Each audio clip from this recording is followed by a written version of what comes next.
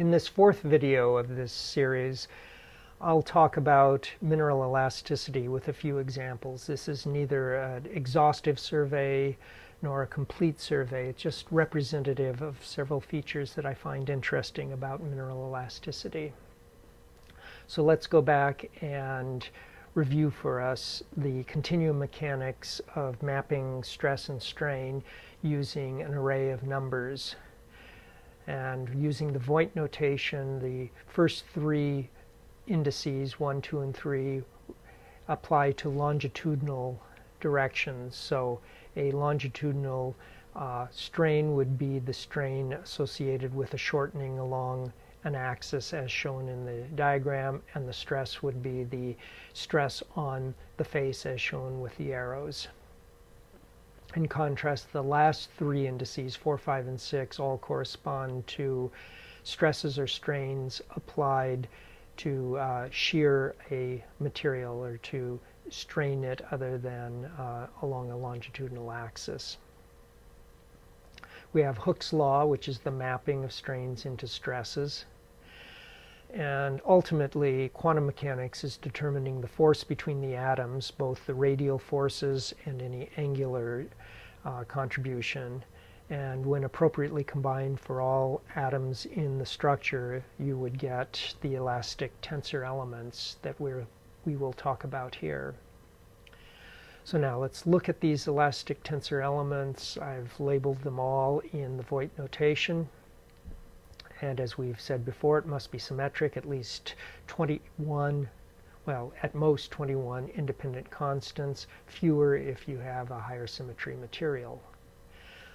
An example, let's take pyrope garnet. This is a cubic material, and here's the form of the elastic constants. We have all three diagonal longitudinal constants are the same at and the diagonal shear constants are about 100.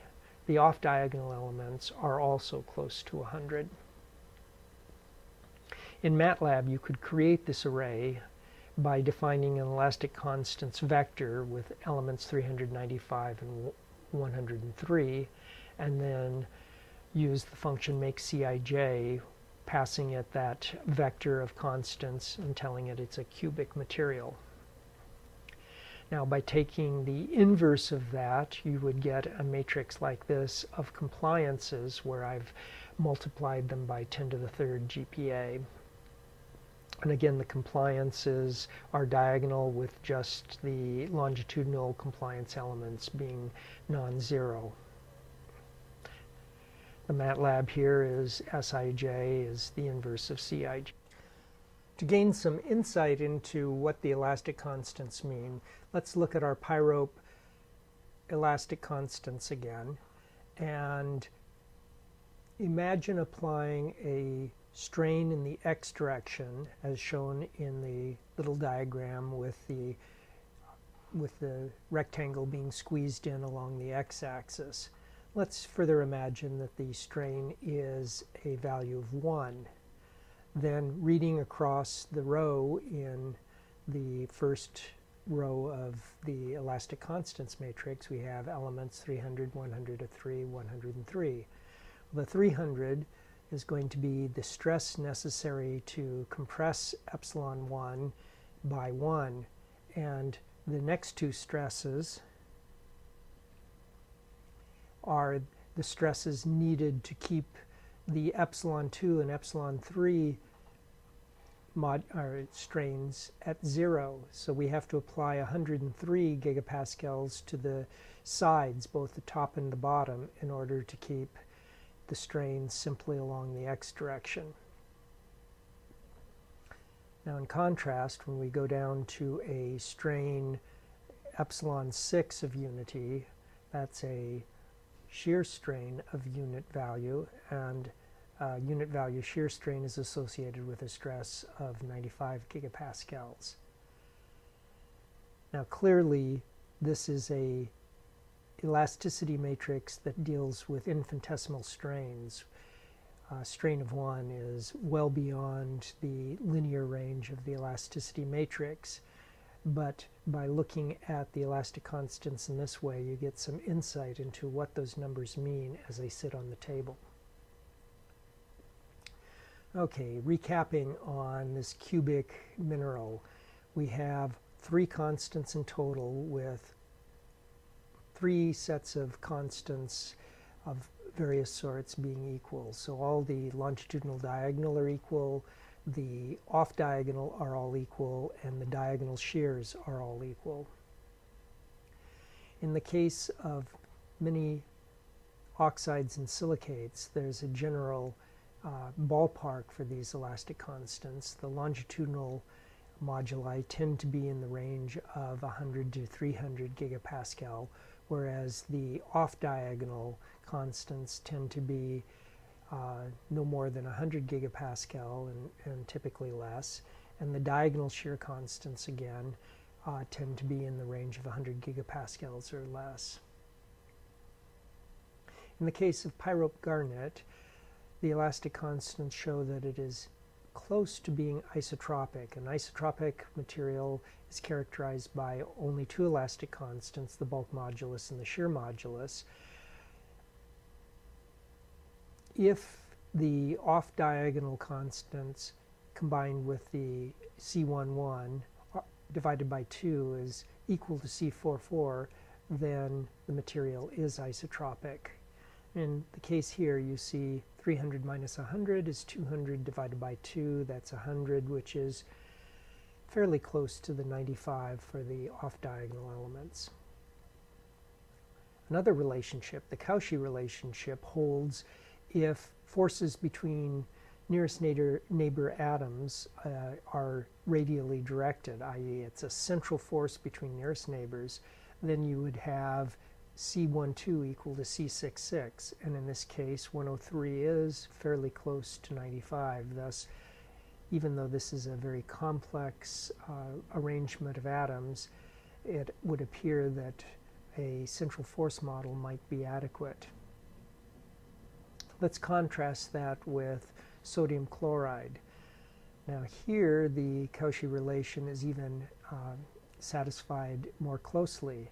And you would expect that sodium chloride, our prototype ionic crystal with nearest neighbor electrostatic and repulsive forces, we see a C12 of 12.9 and C44 of 12.7. On the other hand, NaCl is not very isotropic. If you form the isotropic combination of C11 and C12, it comes to 17.6, which is substantially different than 12.7. Now let's look at periclase. Here are the elastic constants for this cubic mineral, and again you see longitudinal moduli around 300, off diagonal around 100, and diagonal shears considerably over 100. Well, let's go back to that again and note that here 92 is not very close to 160, so this does require a force model with other than central forces between nearest neighbors.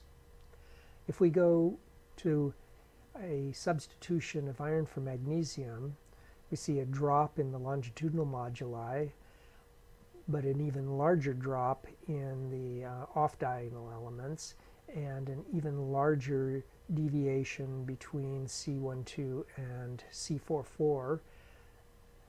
There's also a substantial non-isotropic behavior.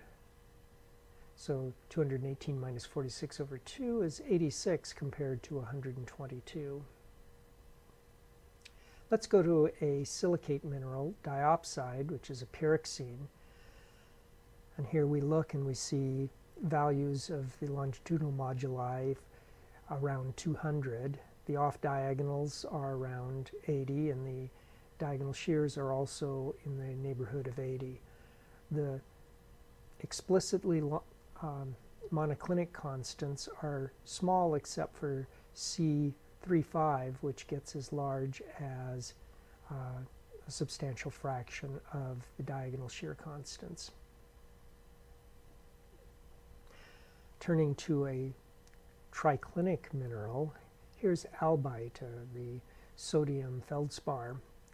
And you can see that this structure has smaller moduli in general. The C22 and 33 are up close to 200, but others are much smaller, and the off-diagonal moduli are substantially smaller than the previous examples. The on-diagonal shear moduli are also fairly small. The explicitly triclinic constants are not large.